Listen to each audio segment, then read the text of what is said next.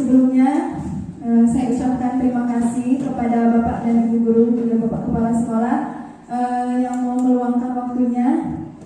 Di sini saya bukan untuk memberikan ilmu ya atau mengajarkan, itu masih jauh. Tapi di sini saya hanya ingin berbagi dan kebetulan saya ditugaskan ya untuk berbagi materi yang sudah saya dapatkan di pendidikan guru penggerak. Sebelumnya kepada yang terhormat Bapak Kepala Sekolah juga Bapak Ibu Guru, puji syukur marilah kita panjatkan kehadirat Allah Subhanahu Wa Taala yang mana pada hari ini kita dapat berkumpul ya dalam kegiatan sesi berbagi. Kemudian tidak lupa salawat beserta salam semoga tercurah limpahkan kepada junjungan Nabi besar kita Muhammad SAW. Yang baik Bapak Ibu, jadi sekali lagi di sini saya hanya ingin berbagi dan berdiskusi. Barangkali mungkin Bapak Ibu yang sudah lebih dulu berpengalaman dibandingkan saya. Jadi apabila ada hal yang juga ingin disampaikan, dipersilahkan. Di sini saya akan berbagi materi mengenai budaya positif. Ini adalah modul 1.4 yang sudah saya dan Bu Restu pelajari. Berarti sudah satu modul sudah kami selesaikan. Yang pertama ada 1.1 itu tentang filosofi pendidikan Ki Hajar Dewantara yang minggu lalu sudah kami sampaikan juga. Kemudian 1.2-nya tentang nilai dan peran guru penggerak. 1.3-nya tentang visi ya yang sudah saya sampaikan juga, visi saya di dalam guru penggerak. Kemudian ini yang terakhir 1.4 adalah tentang penerapan budaya positif di sekolah. Jadi kami akan melakukan pembahasan materi yang mudah-mudahan nanti di setiap kelas juga bisa melaksanakannya. Ya. Ya, selamat datang Bapak Ibu Guru hebat. Ya, mari kita belajar bersama, berkolaborasi, saling mendukung terciptanya disiplin positif di lingkungan sekolah tercinta ini SDN Rancakadu tentunya, sehingga kita sama-sama dapat mewujudkan murid yang sesuai dengan profil pelajar Pancasila. Ya, semangat Bapak Ibu. Ya, yang pertama nih ada konsep utama modul budaya positif yang akan kami sampaikan, ada tentang disiplin positif dan nilai-nilai kebajikan, motivasi perilaku manusia, hukuman, konsekuensi dan restitusi. Kemudian yang ketiga keyakinan kelas, dan materi yang selanjutnya nanti akan disampaikan oleh Bu Restu Setiawati ya. Baik, nah ini jadi hanya 3 materi yang saya sampaikan ya. Selanjutnya, nah ini disiplin positif. Nah, kalau kita mendengar kata disiplin itu biasanya disiplin itu artinya apa ya? Peserta? Kalau mendengar disiplin, nah itu ya biasanya apa? Betul ya. Biasanya kalau mendengar kata disiplin itu artinya taat peraturan, patuh, ya. Nah, di sini disiplin tumbuh dari sikap patuh dalam diri seseorang untuk mengikuti aturan yang telah dibuat untuk diri maupun lingkungan sekitarnya. Padahal kata sebenarnya itu disiplin itu artinya belajar ya. Belajar tapi sangat erat kaitannya dengan aturan. Jadi siswa itu harus patuh, harus taat pada aturan yang kita buatnya. Apalagi kan ada yang kita juga tata tertib. Nah, itu seringkali ya disebut dengan aturan. Kemudian, nah, sebagai pendidik, tujuan kita adalah menciptakan anak-anak yang memiliki disiplin diri, sehingga mereka bisa berperilaku dengan mengacu pada nilai-nilai kebajikan universal dan memiliki motivasi intrinsik bukan intrinsik. Maksudnya apa? Nah, di sini kita itu sebagai pendidik harus bisa mendisiplinkan diri pada siswa itu berdasarkan nilai-nilai kebajikan universal. Artinya dia itu mau mengikuti aturan itu harus sesuai dengan kesadarannya sendiri tanpa disuruh oleh gurunya. Berarti itu dia sudah memiliki motivasi intrinsik, artinya motivasi yang ada dalam diri siswa. Ya, kalau motivasi ekstrinsik itu berarti masih disuruh oleh guru, ya, sehingga belum ada kesadaran pada diri siswa.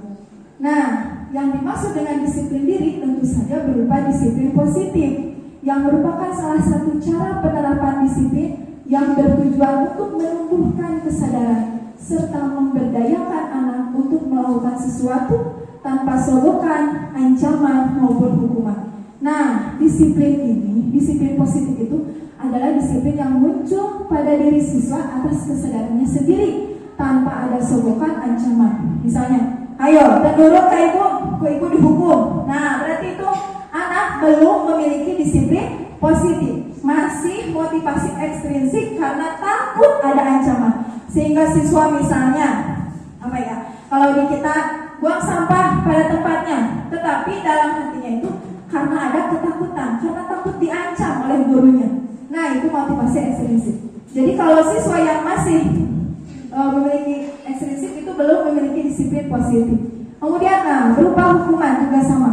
Nah, kalau misalnya masih membuang sampah langsung dihukum, misalnya hukumannya membersihkan WC atau misalnya lari berapa keliling, nah itu berarti masih berupa motivasi ekstrinsik. Ya, lanjut. Nah, ini kalau kita siswa sudah memiliki disiplin positif, maka akan melahirkan nilai-nilai kebajikan. Apa itu nilai-nilai kebajikan? Yaitu nilai-nilai positif tentunya, ya. Yang dimana kita akan sudah menggembor-gemborkan kurikulum merdeka sehingga berkaitan dengan nilai-nilai profil pelajar Pancasila. Yang dimana ke-6 profil Pancasila ini harus dimiliki oleh para siswa. Yang pertama ada beriman, bertakwa kepada Tuhan Yang Maha Esa dan berakhlak mulia. Kemudian kedua berkebinekaan global, ketiga bergotong royong, keempat mandiri, kelima kreatif dan bernalar kritis. Jadi ketika siswa sudah memiliki disiplin positif, pasti mereka memiliki karakter-karakter profil pelajar Pancasila. Selanjutnya, nah ini adalah beberapa contoh disiplin positif. Jadi disiplin positif itu sebenarnya bagaimana disiplin positif itu timbul? Karena adanya kebiasaan, Bapak Ibu, ya. Jadi seperti yang sering, ya, sebenarnya ini sering kita lakukan. Jadi kebiasaan-kebiasaan positif yang sering kita lakukan, maka muncullah disiplin positif. Jadi, nah ini seperti misalnya sebelum masuk kegiatan baris berbaris terlebih dahulu sambil melihat apakah siswa sudah rapi pakaiannya atau belum. Kemudian kita juga kan sering membiasakannya kegiatan sholat, berarti kan sudah masuk ke dalam profil pelajar Pancasila. Kemudian membuang sampah pada tempatnya, kemudian membiasakan berdoa sebelum belajar, membiasakan membaca surat-surat pendek juga sebelum belajar, dan ada pun kegiatan-kegiatan lainnya yang merupakan kebiasaan-kebiasaan yang sering kita laksanakan, itu akan dapat mewujudkan disiplin positif. Nah, dari disiplin positif itu ada yang melatar belakangi, ya, yaitu motivasi perilaku manusia. Ketika seseorang melakukan disiplin diri, pasti itu ada perilaku, ada motivasi. Kenapa dia bisa melakukan seperti itu? Pasti ada motivasinya, pasti ada alasannya. Apa itu motivasi? Motivasi adalah dorongan yang timbul pada diri seseorang secara sadar untuk melakukan suatu tindakan dengan tujuan tertentu. Nah, ini ada tiga motivasi. Ketika seseorang itu melakukan sesuatu itu pasti ada alasannya. Yang pertama, menghindari ketidaknyamanan atau hukuman. Nah, murid yang melakukan disiplin diri untuk menghindari hukuman atau ketidaknyamanan termasuk ke dalam motivasi ekstrinsik. Yang tadi saya bilang, contohnya misalnya ketika anak membuang sampah pada tempatnya, itu karena memiliki motivasi takut dihukum. Nah, takut dihukum, jadi dia menghindari hukuman, sehingga dia mau membuang sampah pada tempatnya, atau mau datang lebih pagi, atau misalnya dia mau mengerjakan PR, karena takut hukuman. Jadi itu motivasinya. Ada juga siswa yang mengerjakan sesuatu itu atau melakukan disiplin itu karena ingin mendapat imbalan. Nah, murid yang melakukan disiplin karena ingin mendapatkan imbalan juga sama, termasuk ke dalam motivasi ekstrinsik. Misalnya di kelas, siapa yang bertanya, kenapa? Karena ada imbalannya dari Bu Restu, misalnya seperti itu ya. Jadi siswa itu mau melakukan sesuatu karena ada penghargaan, entah itu pujian atau dikasih hadiah. Jadi anak itu mau. Nah, ini adalah masih berupa motivasi ekstrinsik. Ayo, cepetan kerjakan, nanti ibu kasih hadiah. Nah, itu ya, termasuk ke dalam motivasi imbalan. Kemudian yang ketiga ada menghargai diri dengan nilai-nilai yang mereka percaya. Nah, ini baru motivasi intrinsik, di mana murid itu melakukan disiplin diri itu karena secara sadar, karena dia itu sudah memiliki karakter profil pelajar Pancasila. Jadi bukan karena takut dihukum guru, takut diancam guru, atau takut atau ingin mendapatkan pujian dari guru, tetapi dia secara sadar mau melakukannya, mau membuang sampah pada tempatnya, mau mengerjakan tugas-tugas guru atas kesadarannya sendiri. Ya, lanjut. Nah, ini konsep disiplin dengan identitas gagal. Ya, yang pertama adalah konsep disiplin yang dengan memberi hukuman. Kenapa? Karena dengan memberi hukuman, misalnya disuruh berlari 10 keliling, atau pernah kita juga ya disuruh hormat bendera misalnya 10 menit. Nah, itu hukuman. Jadi Bapak Ibu juga sudah tahu bahwa hukuman itu berupa hal-hal yang menyakitkan, baik menyakitkan hati maupun menyakitkan secara fisik. Kemudian dengan hukuman siswa akan merasa tidak nyaman, akan kaku kepada kita pada saat belajar misalnya ya, akan canggung, akan merasa kalau bertemu dengan kita itu akan takut ya, merasa takut di sini ya. Kemudian memaksa murid menyembunyikan kesalahan. Kadang-kadang siswa yang selalu dihukum, ketika melakukan kesalahan, dia lama-lama tidak akan jujur, tidak mau mengakui kesalahannya karena takut dihukum kembali. Kemudian murid menjadi rendah diri. Nah, itu jadi makanya dinamakan dengan konsep disiplin dengan identitas gagal. Kemudian konsep disiplin yang lainnya yang identitas gagal adalah penghargaan. Yang tadi saya bilang misalnya melakukan sesuatu itu gampang dipuji atau diberi penghargaan berupa hadiah. Ayo kalau tugasnya nanti nilainya 100, ibu kasih hadiah ini uang misalnya atau snack ya. Nah, itu ternyata tidak efektif. Ya, kemudian merusak hubungan. Kenapa merusak hubungan? Kadang-kadang yang mendapat penghargaan misalnya di kelas itu anaknya itu saja, sehingga membuat iri teman-teman yang lainnya. Bu, hari saya kapan dapat hadiah? Jadi sehingga itu dapat merusak hubungan teman ya di kelas. Kemudian misalnya si Eta Doi belum menang hadiah teh. Hari saya kapan? Atau licin si Eta mah menang wae. Nah, itu kan bisa merusak hubungan. Kemudian menghukum dengan sistem ranking. Ini juga ya ternyata tidak baik, dan sekarang juga di rapot ya tidak dicantumkan rankingnya. Kita memang tujuannya adalah ingin memotivasi teman-teman yang lain agar semangat belajarnya. Tetapi memang betul itu ya bisa membuat anak-anak yang lain semangat, tetapi dalam jangka pendek, tidak dalam jangka yang panjang. Sehingga kadang-kadang yang rankingnya di bawah itu membuat orang tua merasa saya gagal mendidik anak, misalnya saya kurang memperhatikan anak saya, padahal orang tua tersebut sudah berusaha misalnya semaksimal mungkin, tetapi anak saya masih memiliki ranking di bawah. Kemudian merampas hak dan menghargai dirinya. Jadi kadang-kadang anak yang suka mendapatkan imbalan itu juga tidak memiliki kreatif yang lebih. Nah, misalnya kalau saya mah tinggal jawab pertanyaan dariku pasti menang hadiah. Jadi kalau tidak dapat hadiah, kadang-kadang anak jadi tidak semangat. Emang ada hadiah? Mau nggak jawab? Jadi jangka pendek, itu namanya jangka pendek ya. Penghargaan itu jadi hanya sebentar saja. Jadi dinamakan dengan identitas gagal. Selanjutnya ada konsep disiplin dengan identitas sukses. Apa saja itu? Nah, kita menerapkan konsekuensi. Konsekuensi itu sama, penguatannya jangka pendek. Kemudian perlu monitoring berkelanjutan. Stimulus respon murid menghormati peraturan, kehilangan waktu untuk berulangi kesalahan. Nah, konsekuensi itu apa sih bedanya sama disiplin sama hukuman. Kalau hukuman itu kan yang menyakiti ya, baik hati maupun fisik. Kalau konsekuensi itu sejalur. Misalnya anak menumpahkan air minum temannya. Apa yang dilakukan? Harus siswa itu harus bertanggung jawab membersihkan lantai yang sudah ketumpahan air minum temannya. Nah, itu kan berarti sejalur ya, dia menumpahkan minuman, kemudian guru menyuruh mengelak, yang itu namanya konsekuensi. Jadi ketika dia melakukan kesalahan, maka dia harus bertanggung jawab atas kesalahan tersebut. Dia membuang sampah, katanya ibu guru, ayo buang tidak ke tempatnya, maka dia lalu kemudian membuang. Namanya itu konsekuensi. Kalau hukuman, kesalahannya apa? Hukumannya apa? Misalnya tidak mengerjakan PR, kesalahannya, tapi dihukumnya malah menghormat bendera. Kalau mau yang namanya konsekuensi, ketika misalnya tidak mengerjakan PR, coba sekarang nanti kamu tidak istirahat ya, tapi mengerjakan PR. Berarti itu sejalur ya, namanya itu konsekuensi. Tetapi ini jangka pendek, bisa diterapkan tapi hanya jangka pendek. Jadi tidak ada kesadaran, belum ada kesadaran pada siswanya bahwa ketika saya tidak mengerjakan PR itu seharusnya bagaimana. Kemudian ada stimulus respon. Jadi kalau konsekuensi melakukan kesalahan, disuruh sama guru. Nah, direspon sama siswa, dilakukanlah ya itu apa yang disuruh oleh guru. Kehilangan waktu untuk merenungi kesalahan.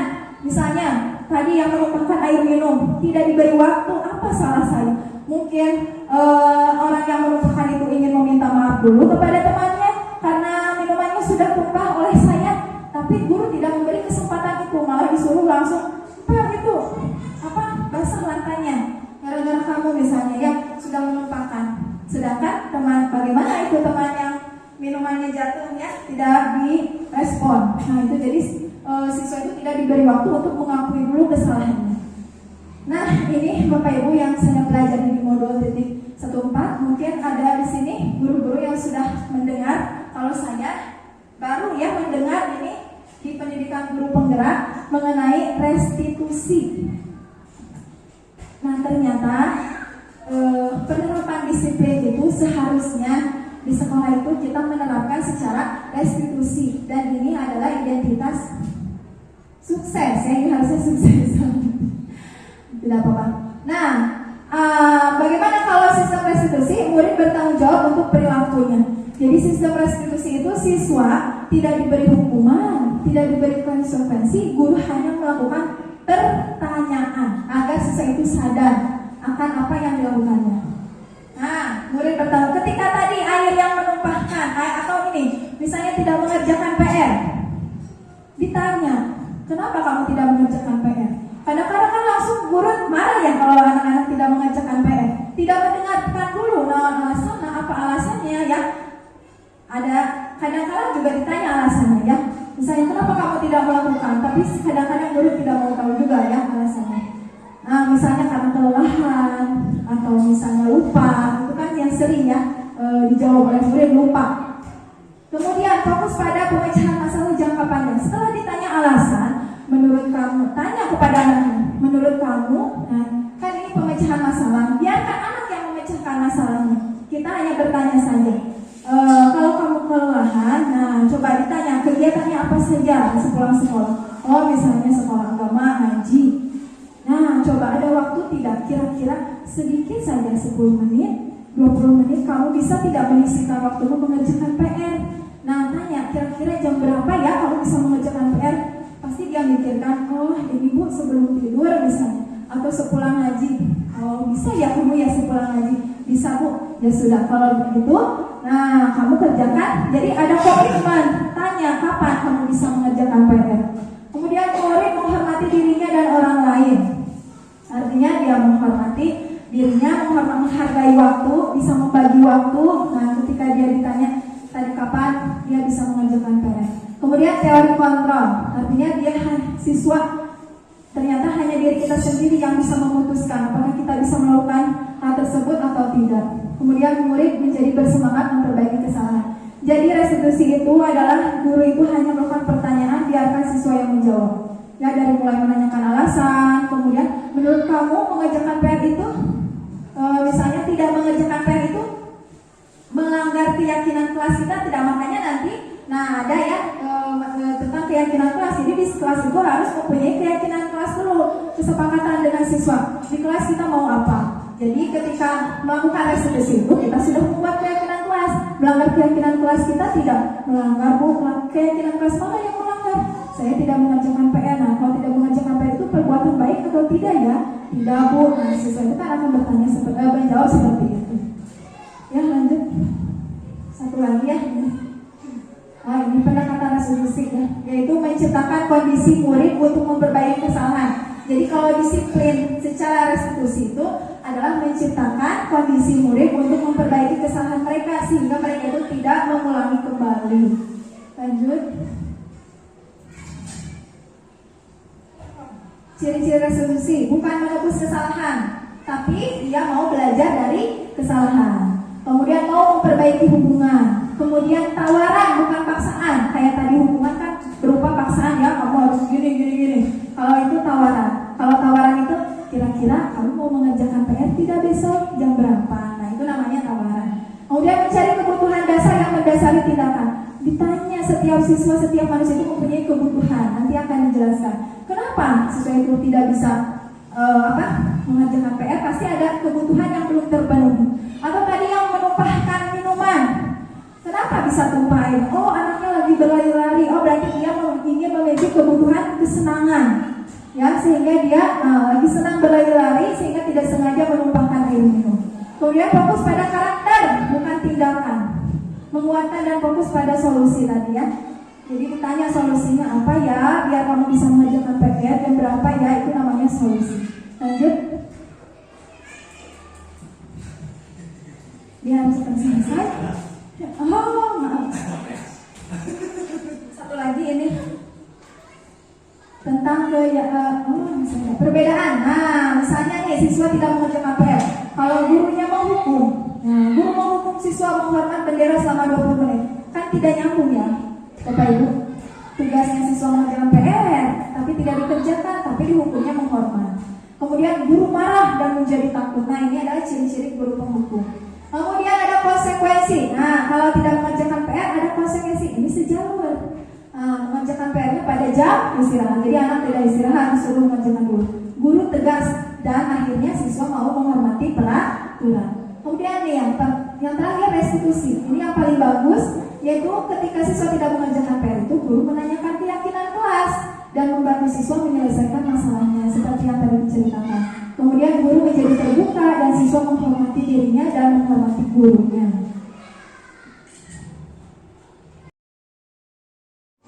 Nah, ini pendekatan restitusi ya, yaitu menciptakan kondisi murid untuk memperbaiki kesalahan. Jadi kalau disiplin secara restitusi itu adalah menciptakan kondisi murid untuk memperbaiki kesalahan mereka sehingga mereka itu tidak mengulangi kembali. Lanjut. Ciri-ciri restitusi bukan menebus kesalahan, tapi dia mau belajar dari kesalahan. Kemudian mau memperbaiki hubungan. Kemudian tawaran bukan paksaan. Kayak tadi hubungan kan berupa paksaan ya, kamu harus gini. Kalau itu tawaran. Kalau tawaran itu kira-kira kamu mau mengerjakan PR tidak besok jam berapa? Nah, itu namanya tawaran. Kemudian mencari kebutuhan dasar yang mendasari tindakan.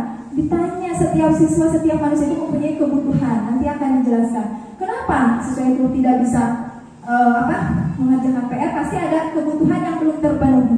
Atau tadi yang menumpahkan minuman. Kenapa bisa tumpah air? Oh, anaknya lagi berlari-lari. Oh, berarti dia ingin memenuhi kebutuhan kesenangan.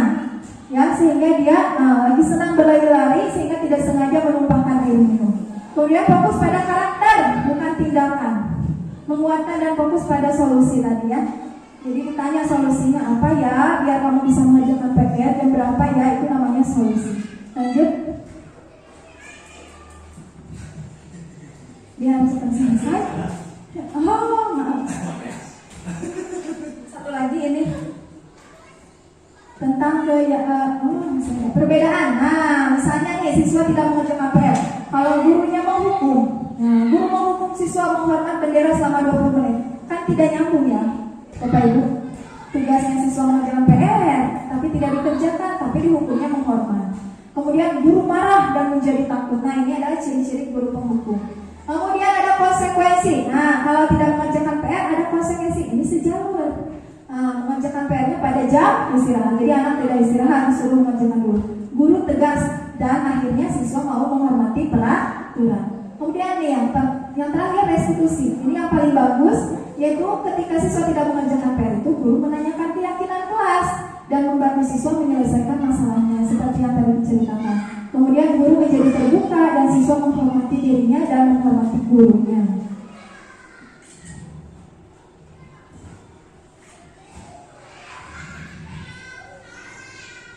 Nah ini ya, kemudian ini materi yang terakhir dari saya tentang pembentukan keyakinan kelas. Pembentukan keyakinan kelas, nah ini bersifat lebih abstrak. Apa sih bedanya? Kenapa sih harus keyakinan kelas?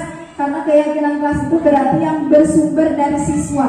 Jadi siswa maunya apa? Nah itu disebut dengan keyakinan kelas. Mau seperti apa nih di kelas? Ayo anak-anak coba sebutkan, kalian mau kelas yang seperti apa? Nah itu dari siswa, nanti disepakati bersama-sama dengan guru. Beda dengan peraturan. Kalau peraturan itu dibuat biasanya oleh lembaga atau misalnya oleh satu orang, kayak kita tata tertib di sekolah. Jadi siswa hanya nurut aja kepada aturan. Kalau ini tidak. Pernyataan keyakinan kelas senantiasa dibuat dalam bentuk positif. Jadi tidak menggunakan kata jangan dan tidak boleh, harus menggunakan kalimat yang positif. Kemudian keyakinan kelas sebenarnya tidak terlalu banyak sehingga mudah diingat dan dipahami. Artinya kalau keyakinan kelas itu paling ada 5 poin, 6 poin, tidak seperti tata tertib banyak sekali ya. Kemudian sesuatu yang dapat diterapkan di lingkungan tersebut. Jadi disesuaikan dengan kelas masing-masing. Misalnya ada yang suka tidak mengerjakan PR, keyakinan kelasnya berarti apa disepakati. Atau ada anak yang misalnya masuknya terlambat, beda lagi, misalnya keyakinannya apa. Jadi disesuaikan dengan kondisi di kelas. Tiba-tiba misalnya ada yang sering ngobrol, nah itu bisa dibuat keyakinan kelasnya apa. Berarti misalnya belajar dengan tertib, kalau saya ya, karena misalnya sering kelasnya ribut, jadi dibuat kesepakatan kelasnya belajar dengan tertib. Kemudian semua warga sekolah hendaknya ikut berkontribusi dalam pembuatan keyakinan kelas lewat kegiatan curah pendapat. Artinya siswa dengan guru itu saling memberikan pendapat. Bersedia meninjau kembali keyakinan kelas dari waktu ke waktu. Jadi biasanya ditanya lagi. Atau misalnya ada anak yang melakukan kesalahan. Nah, kemarin kita sudah buat keyakinan kelas ya. Coba ya sudah dijalankan atau belum? Oh tiba-tiba di tengah jalan ada kesalahan yang berbeda lagi, bisa direvisi keyakinan kelasnya, bisa diganti. Nah ini semalam sebenarnya saya sudah men-share ini video contoh pembentukan keyakinan kelas. Ya, saya uploadkan ke YouTube. Kemudian share pertama adalah menyampaikan dulu anak-anak kita akan membuat keyakinan kelas. Apa? Cuma keyakinan kelas itu kayak peraturan anak-anak, tapi ini bukan dari ibu peraturannya, dari kalian masing-masing. Seperti itu kita jelaskannya ya. Kemudian, ditanya dulu.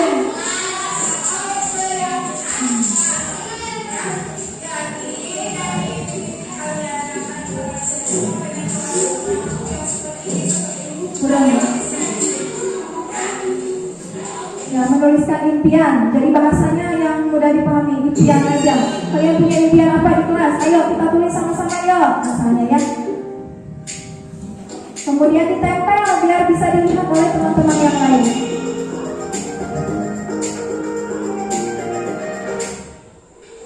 Setelah itu kita sederhanakan, karena anak-anak kadang-kadang pasti kalimat itu tidak, jangan. Kebanyakan jangan nyebut nama orang tua. Nah itu bisa dijadikan keyakinan kelas.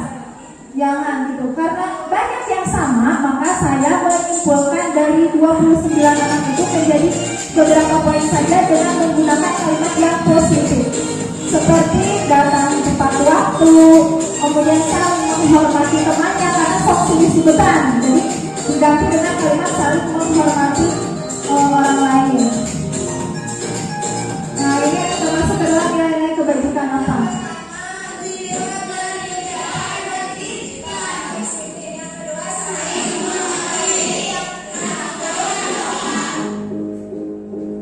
Nah kalau sudah, ini harus ditandatangani oleh seluruh kelas ya, 29 anak menandatangani, yang artinya mereka sepakat bahwa keyakinan kelas ini akan dilaksanakan dengan baik. Gurunya juga ya.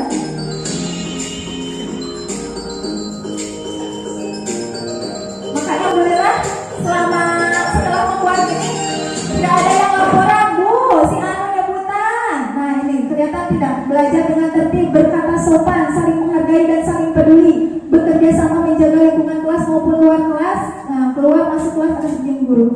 Alhamdulillah beberapa hari ini jadi tidak ada anak yang laporan lagi ya nyebutan pola, karena kalau ada lagi nanti saya ingatkan, kemarin kita sudah bikin keyakinan kelas, kamu melanggar yang mana ya? Nah, harusnya bagaimana ya sikap kalian? Nah itu. Ya, baik, terima kasih. Mudah-mudahan ini bisa menjadi motivasi untuk Bapak Ibu guru juga bisa melaksanakan keyakinan kelas agar itu tadi tercipta disiplin positif di lingkungan sekolah kita. Ya, terima kasih. Dari saya cukup sekian. Mungkin nanti kalau ada pertanyaan diakhiri saja. Dilanjutkan dengan materi Ibu Resuluciwati. Assalamualaikum warahmatullahi wabarakatuh.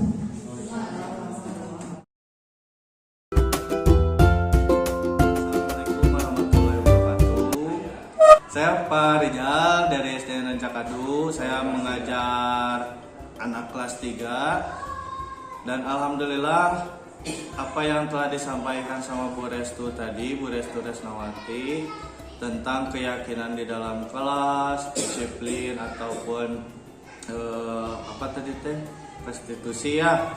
Alhamdulillah sekarang saya udah mulai memahami apa yang harus saya lakukan dan apa yang harus saya rubah kepada anak itu seperti apa, dan insya Allah saya akan mencoba ya penerapan tersebut kepada anak kelas 3 dan mudah-mudahan bisa efektif dan bisa menjadi lebih baik untuk anak ke depannya. Terima kasih.